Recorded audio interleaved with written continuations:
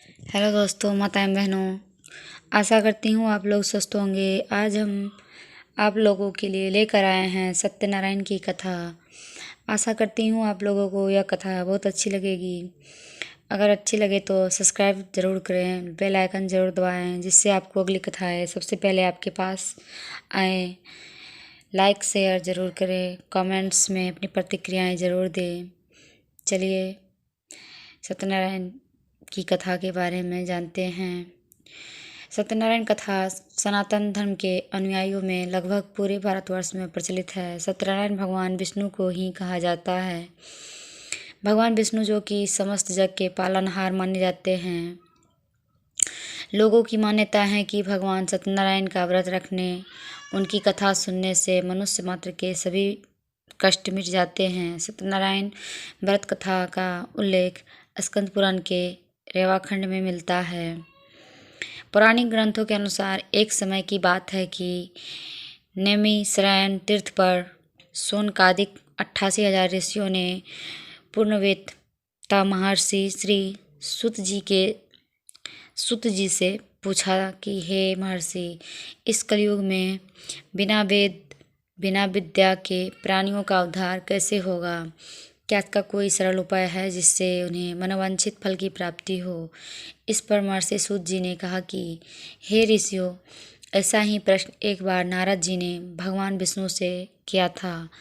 स्वयं श्री हरि ने नारद जी को जो विधि बताई थी उसी को दोहरा रहा हूँ। भगवान विष्णु ने नारद जी को बताया था कि इस संसार में लौकिक क्लेश मुक्ति, सांसारिक सुख समृद्धि एवं अंत में परधाम में जाने के लिए एक ही मार्ग हो सकता है, सत्यनारायण व्रत अर्थात सत्य का आचरण, सत्य के प्रति अपनी निष्ठा, सत्य के प्रति आग्रह। सत्य ईश्वर का ही रूप है, उसी का नाम है सत्याचरण। करना ही ईश्वर की आराधना करना है, उसकी पूजा करना है। इसके महत्व को स्पष्ट करते हुए उन्होंने एक कथा सुनाई कि एक सतानंद नाम के दीन ब्राह्मण थे। भिक्षा मांगकर अपना व परिवार का भरण पोषण करते थे, लेकिन सत्य के प्रति निष्ठावान थे, सदा सत्य का आचरण करते थे। उन्होंने सत्याचरण व्रत का पालन करते हुए भगवान सत्यनारायण की विधिवत पूजा अर्चना की, जिसके बाद उन्होंने इस लोक में सुख का भोग करते हुए अंतकाल सत्यपुर में प्रवेश किया। इसी प्रकार एक काष्ठ विक्रेता भील व राजा उल्कामुख भी निष्ठावान सत्यव्रती थे। उन्होंने भी सत्यनारायण की विधि पूर्वक पूजा करके दुखों से मुक्ति पाई।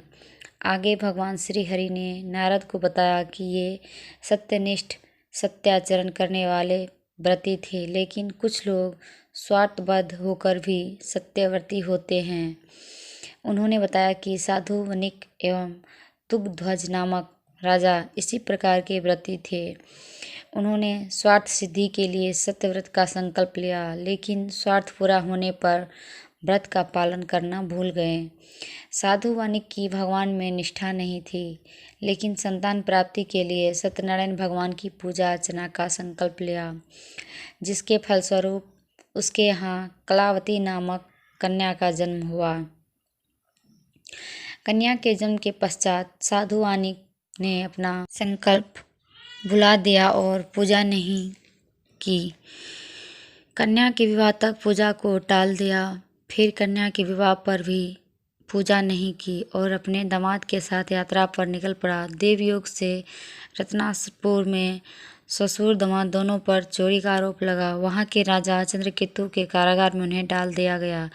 कारागार से मुक्त होने पर दंडी स्वामी से साधु वानिक ने झूठ बोल दिया कि उसकी नौका में रत्नादि नहीं बल्कि लता पत्र हैं। उसके इस झूठ के कारण सारी संपत्ति नष्ट हो गए।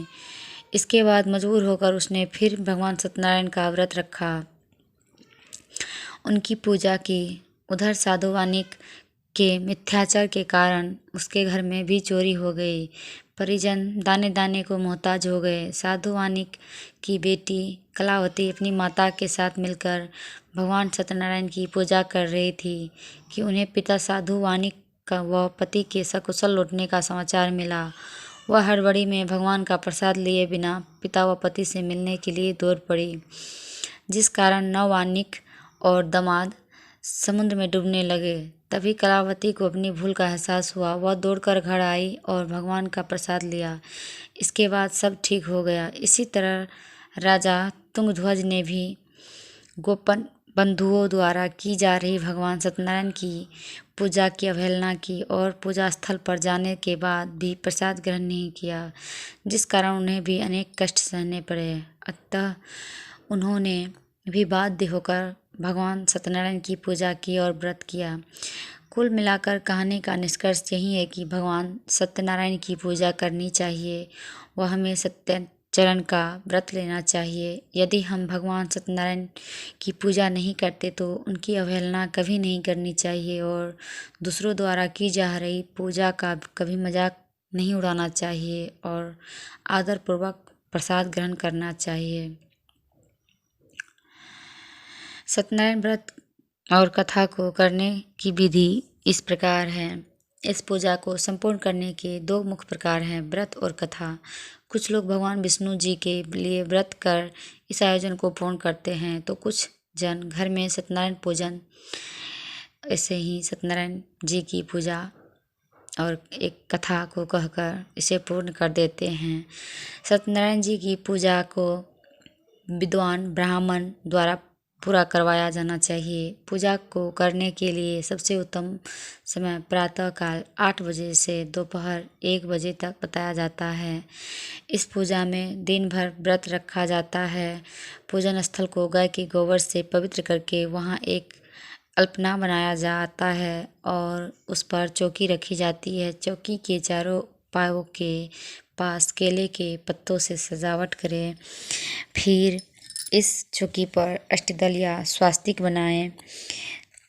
इसके बीच में चावल रखें। लाल रंग का कपड़ा बिछाकर पान सुपारी से भगवान गणेश की स्थापना करें। अब भगवान सत्यनारायण की तस्वीर रखें।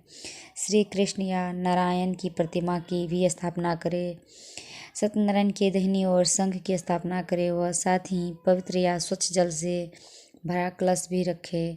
कलश पर शक्कर या चावल से भरी कटोरी भी रखें। कटोरी पर नारियल भी रखा जा सकता है। बाईं ओर दीपक रखें। अब चौकी के आगे नवग्रह मंडल बनाएं। इसके लिए एक सफ़ेद कपड़े को बिछाकर उस पर 9 जगह चावल की ढेरी रखें। अब पूजा शुरू करें। प्रसाद के लिए पंचामृत गेहूं के आटे से बनी पंजरी फल आदि को कम से कम सवा मात्र में लें। सबसे पहले भगवान गणेश की पूजा करें, उसके बाद इंद्रादि 10 पालन की और फिर अन्य देवी देवताओं की पूजा करने के बाद सत्यनारायण की पूजा करें।